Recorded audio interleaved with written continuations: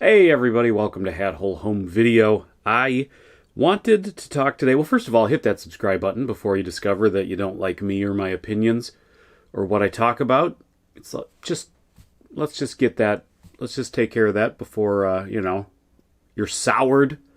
So the ground is sour. Anyway, Amazon Prime Video has started doing ad breaks, commercial breaks in all your favorite movies and TV shows. Well, you're watching Braveheart, you're going to have to watch some commercials for Paxlovid. Sorry. You're watching Beverly Hills 90210. Well, you're going to have to watch some Boniva commercials or whatever else. It feels like it's just all like crazy drugs that take care of sort of moderate to severe plaque psoriasis, but for some reason makes you die. I don't know. That's always you look through the list of side effects, death, it's listed. So I don't know. I might just stick with the plaque psoriasis, but what do I know? Anyway,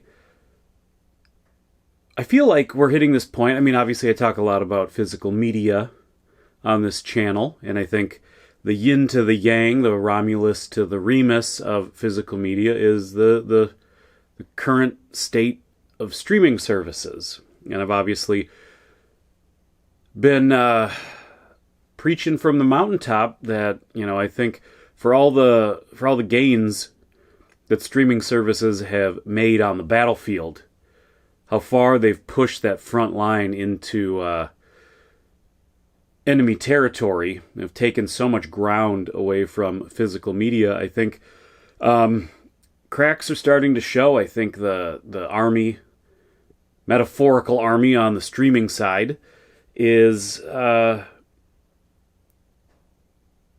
disjointed.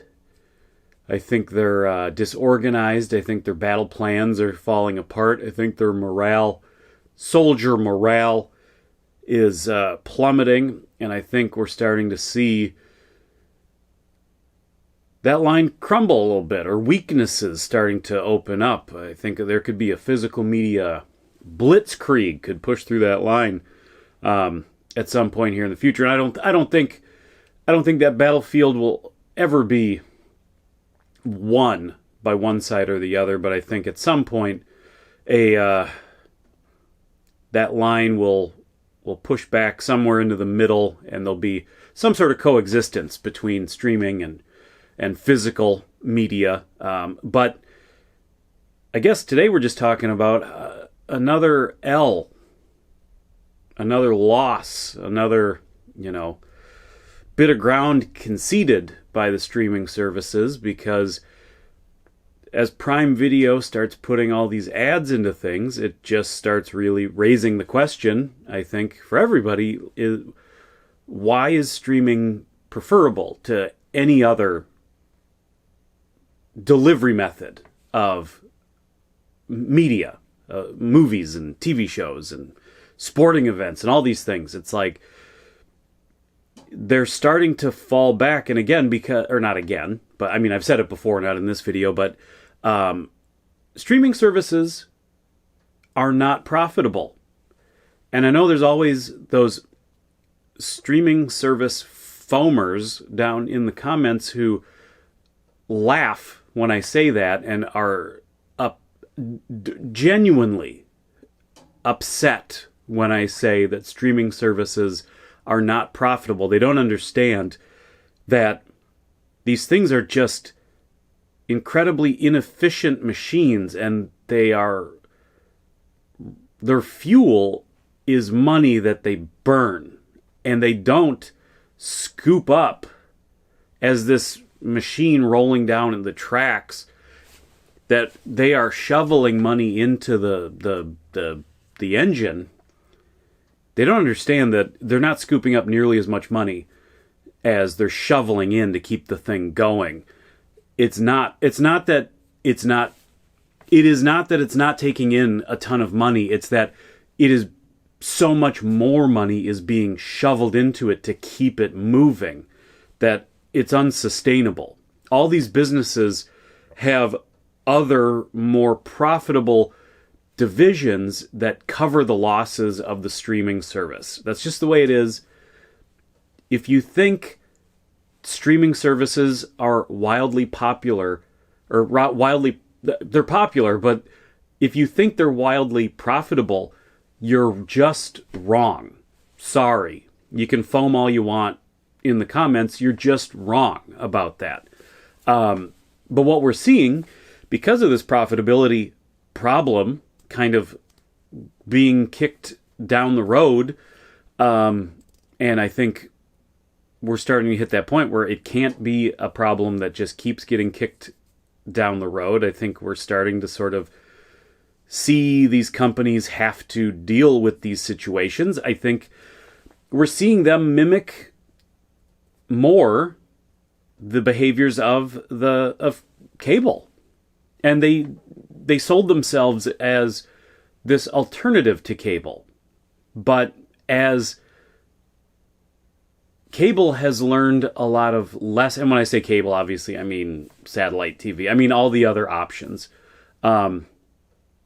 But the cable companies seem to learn all the lessons from why people were moving to streaming, and they have incorporated the things that people like about streaming into these cable packages. Like, they have tons of on-demand stuff in addition to all the live TV, and then you have some streaming services now moving towards including live TV. So cable has just gotten better and better and moved in the direction of the things that people like about streaming, and streaming has gotten worse, and they have reverted, they have de-evolved into becoming more of just like a cable bundle, except for that they're much smaller. I just don't understand how anybody makes the argument anymore that streaming is cheaper. I think if you have you have to pay for internet either way. So then if you have a few streaming services, which I would guess most people have a few different streaming services, and depending on what they are, some of them are very expensive. I think you get up to the price of a cable package really quick. I just don't get it. And same thing, people make the argument all the time with physical media that, well, it's so expensive and it takes up so much room. At this point, I don't know if you're somebody that's selective, if you're not just somebody who's like base level, just wants to watch something and you are willing to just watch whatever is put in front of you, which first of all, that's a perfectly acceptable way to be. Sometimes you just want to be entertained. It's surface, like, you're not seeking things out necessarily.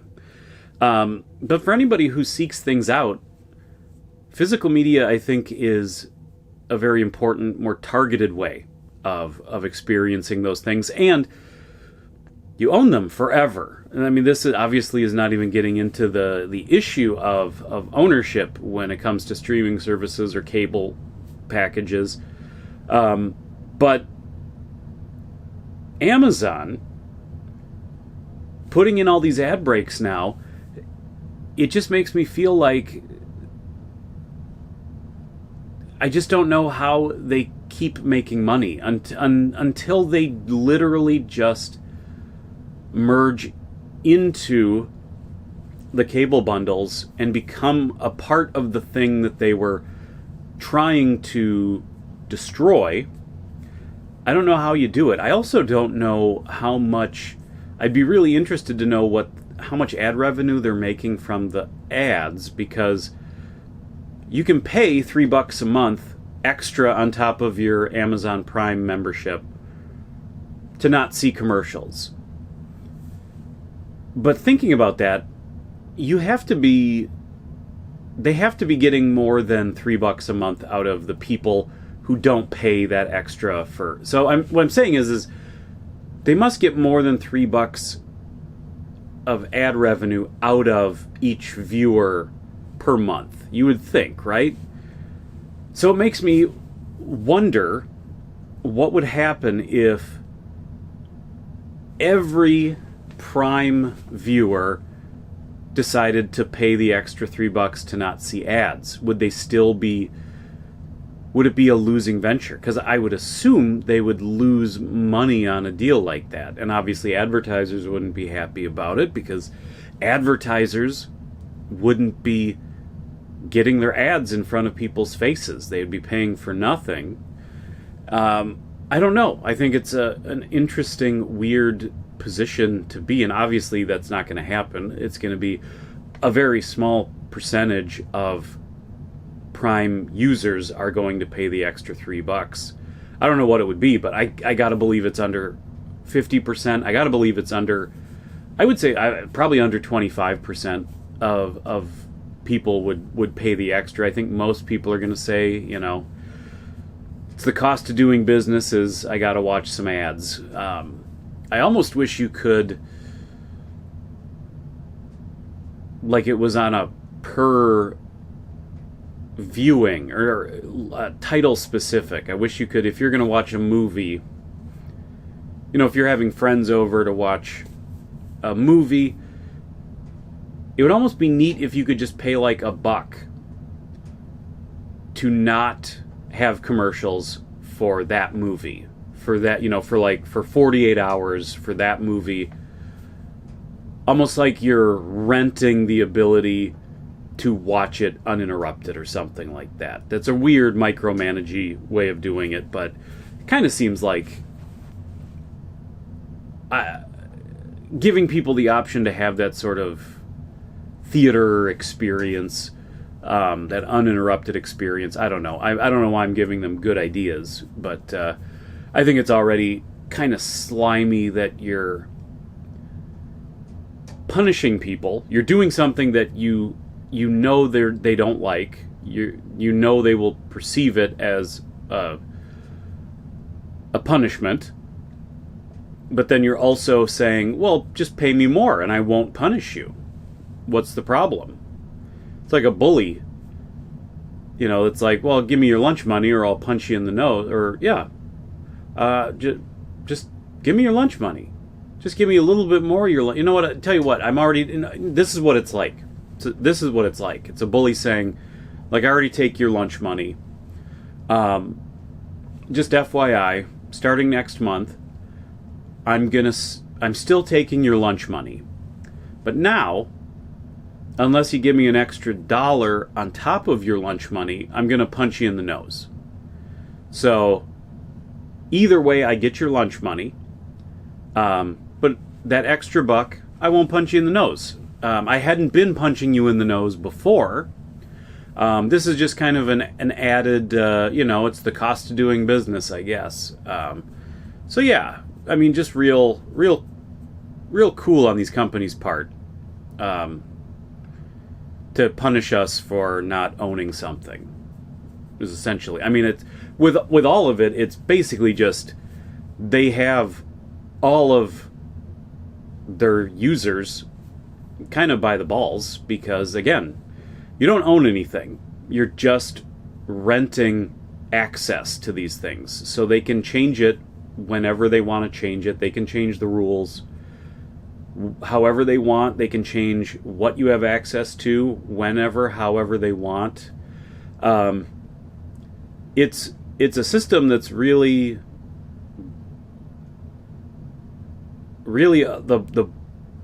all the chips are on their side. But again, I think that only means that eventually physical media starts to make a comeback. Value physical media again, not boutique stuff. I'm actually, and I should probably talk about it in a separate video at some point, but just the high-end boutiqueifying, all these expensive re-releases of stuff on Blu-ray and 4K and these, super cool restoration special editions. Nobody should be paying 50 or 60 bucks for a 4K of some movie from the 80s. It's ridiculous. It is its own form of exploitative, predatory highway robbery. It's just as bad as all the crap the streaming services pull and the cable companies pull. I don't like it either. I think movies should be for everyone. I think keeping the cost of entry as low as possible is super important.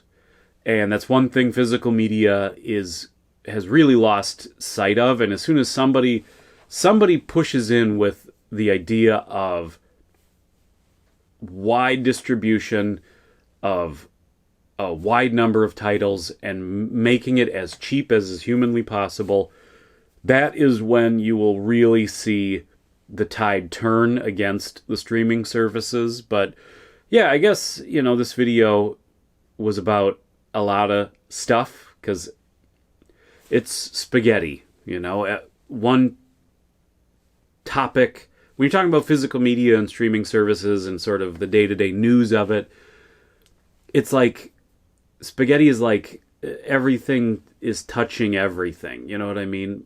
And one topic which is a piece of spaghetti is woven into all the other topics of spaghetti noodles, and they're all touching each other. So a rambly brain like mine is just gonna connect them, all these things. So anyway, that's where I'm at.